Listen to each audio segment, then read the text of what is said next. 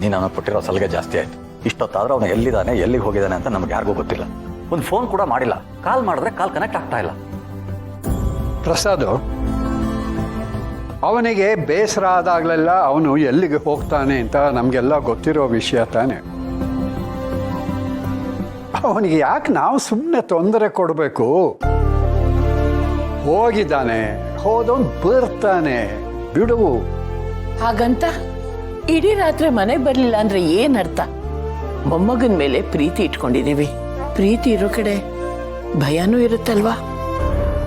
ಅದೇ ಭಯದಿಂದ ಕೇಳ್ತಾ ಇರೋದು ಅಮ್ಮ. ಅಂದ್ರೆ ನಿನ್ಗೆ ಅವನ ಮೇಲೆ ತುಂಬಾ ಪ್ರೀತಿ ಇದೆಯಾ ಅಣ್ಣ? ಆದ್ರೂ ನೀವಿಬ್ರು ಮಯೂರಿ ನೋಡು, ನಾವಿಬ್ರು ಅಂತ ಹೇಳ್ಬೇಡ. ನನ್ನ ಜೊತೆ ಮಾತು ಬಿಟ್ಟಿರೋದು ಅವನು ಅಲ್ಲ. ನನ್ನಿಂದ ಆಗಿರೋ ಮಹಾಪ್ರಾಧಾನ ಅಂದ್ರು ಏನು? ಅವತ್ತು ಏನ್ ನಡೀತು ಅಂತ ಎಲ್ರಿಗೂ ಗೊತ್ತು. ಆದ್ರೆ ಅವನು ಮಾತ್ರ ಈ ಕ್ಷಣದವರೆಗೂ ನನ್ನನ್ನು ತಪ್ಪಾಗೆ ಕಾಣ್ತಾ ಇದ್ದಾನೆ.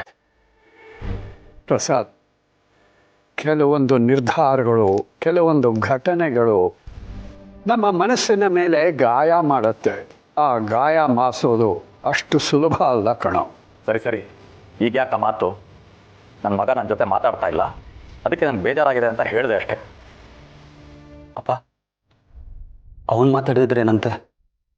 ನಿಮ್ಮ ಜೊತೆ ನಾನಿದ್ದೀನಲ್ಲ.